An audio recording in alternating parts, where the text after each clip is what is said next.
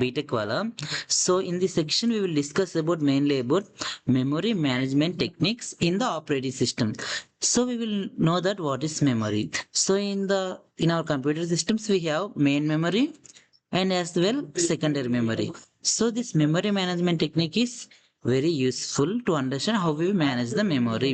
So what is the need of to manage the memory? So memory అనేది ఎందుకు manage చేయాలంటే for example main మెమొరీలో మనకు limited size of memory ఉంటుంది. So ఆ limited సైజ్లో మనం ఎక్కువ డేటాని స్టోర్ చేయడానికి మనం మెమరీ మేనేజ్మెంట్ అనేది చేయాలి. సో ఏ విధంగా అంటే ఫర్ ఎగ్జాంపుల్ ఇప్పుడు ఒక బుక్స్ ర్యాక్ ఉంది. ఆ బుక్స్ ర్యాక్లో మనం ఒక ఆర్డర్లో సర్దితే చాలా బుక్స్ పడతాయి. సో మనం ర్యాండమ్గా బుక్స్ లిస్ట్ ఇస్తే చాలా తక్కువ బుక్స్ పడతాయి. ఆడో బుక్ ఈడో పెట్టినట్లయితే బుక్స్ అనేది చాలా తక్కువ పడుతుంది.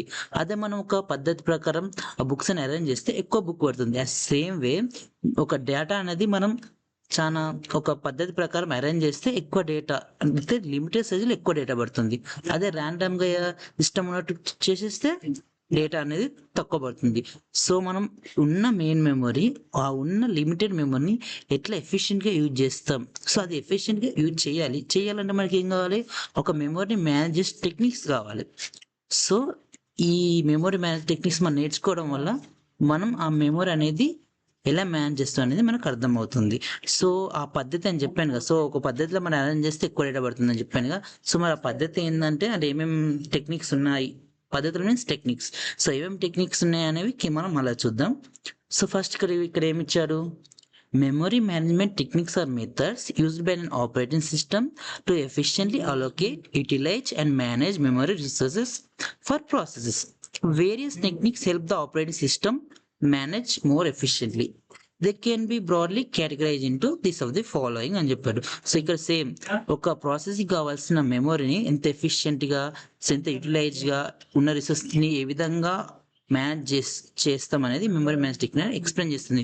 మరి అందులో ఏ మెథడ్స్ ఉన్నాయంటే, సో మెయిన్గా మెమరీ మేనేజ్మెంట్ టెక్నిక్ అనేది యూనిప్రోగ్రామింగ్ అండ్ మల్టీ ప్రోగ్రామింగ్కి డివైడ్ చేయబడింది. సో మనం all operating system multi programming మెయిన్గా ఇప్పుడు ఉంది కాబట్టి సో మనం మల్టీ ప్రోగ్రామింగ్ అనేది మనకు మెయిన్.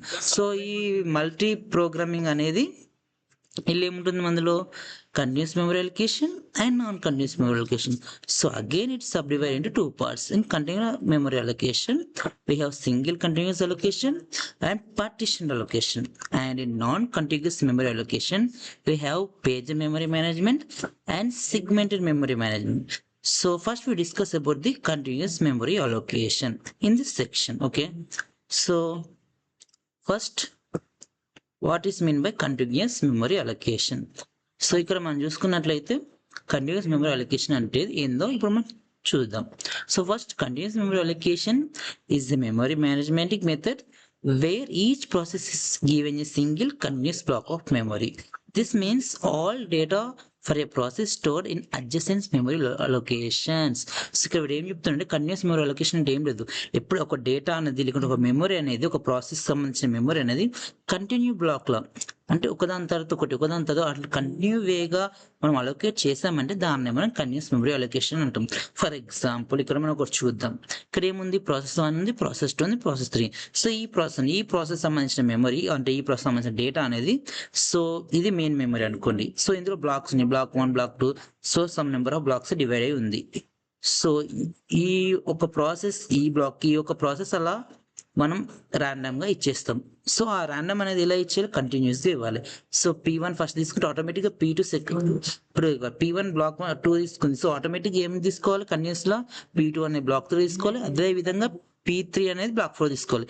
సో ఈ విధంగా ఈ కాన్జిగేటివ్లో ఈ విధంగా కాన్జిగేటివ్లో ఉన్నట్లయితే దాన్ని కంటిన్యూగా ఒకదాని తర్వాత ఒకటి కాన్జిగేటివ్ ఉన్నట్లయితే ఇక్కడ అడ్జసెంట్స్ కాదు కాన్జిగేటివ్.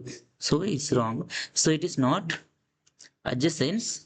సో అదేంటిది, ఇది కాన్జిగేటివ్. సో మనం ఇది మెయిన్ ఇదేంటిది కాన్జిగేటివ్, ఇది అడ్జసెన్సీ కాదు, ఇది కాన్జిగేటివ్. సో అడ్జసెన్స్ అంటే సైడ్ బై సైడ్ గా.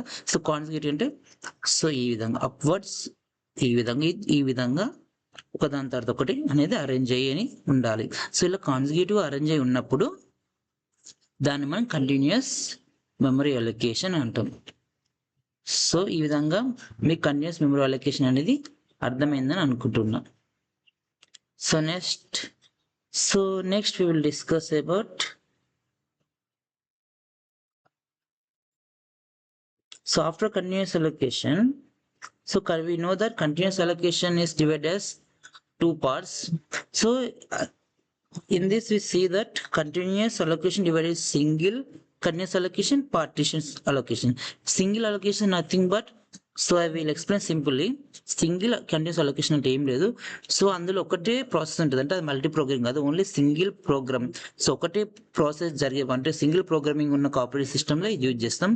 So it is not useful multi programming. So ఇందులో మనం ఇది ఇంతకుముందు ఎగ్జాంపుల్లో చూసుకున్నట్లే ప్రాసెస్ ఒకదాని తర్వాత ఒకటి ఇట్లా కాన్సిక్యూటివ్లా సో మెమరీ అనేది అలొకేట్ చేస్తే అది కంటిన్యూస్ మెమరీ అలొకేషన్. సో అక్కడ ఒకటే ప్రాసెస్ ఉంటుంది, ఇక్కడ మనం P1 P2 3 ప్రాసెస్ చేస్తాం, కానీ అక్కడ ఒకటే ప్రాసెస్ ఉంటుంది కూడా, సింగిల్ కంటిన్యూస్ అలొకేషన్.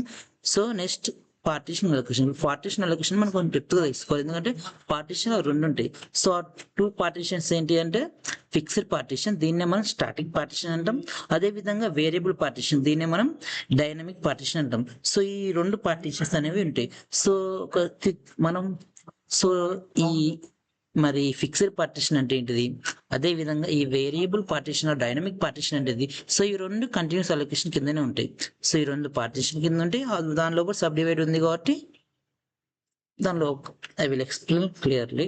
ఇక్కడ ఏం చూసాం, కంటిన్యూస్ అలొకేషన్ లో సింగిల్ ఉంది, పార్టీషన్ ఉంది, మళ్ళీ పార్టీషన్ లో ఏముంటుంది, ఫిక్స్డ్ ఉంటుంది, డైనమిక్ ఉంటుంది. ఓకేనా. సో ఇది కొంచెం డెప్త్ కాబట్టి సో వీడియో అనేది లెంత్ ఎక్కువ వెళ్ళిపోతుంది. So in next section we will discuss mainly about partition allocation. Okay, so if you like, please share and subscribe our channel. If any doubts, please comment me. Okay, thank you.